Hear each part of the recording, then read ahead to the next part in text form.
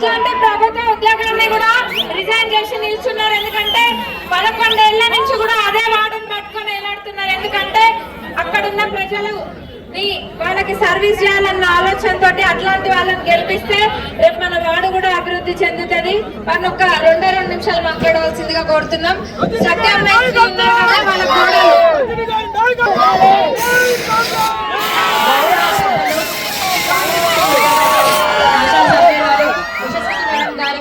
అలాగే మన జాన్సమ్మ గారికి, అలాగే ప్రింట్ అండ్ మీడియా సోదరులకు, పట్టణ ప్రజలందరికీ, ముఖ్యంగా నా 14వ వార్డు పెద్దలందరికీ పేరు పేరున హృదయపూర్వక నమస్కారాలు.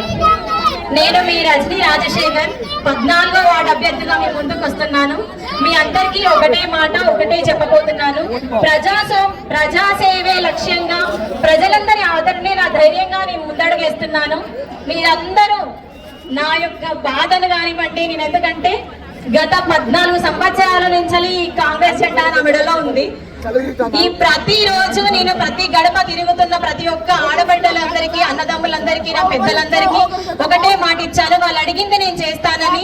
నన్ను గెలిపించి మేడం గారి దగ్గరికి తీసుకెళ్తే నేను అడిగిన మాట తప్పకుండా మన 14వ వార్డు అభివృద్ధి ధ్యేయంగా అన్ని వార్డుల కంటే 14వ వార్డుని ఆదర్శ వార్డుగా తీర్చిదిద్దాలనే లక్ష్యంగా నేను ముందుకు వస్తున్నాను.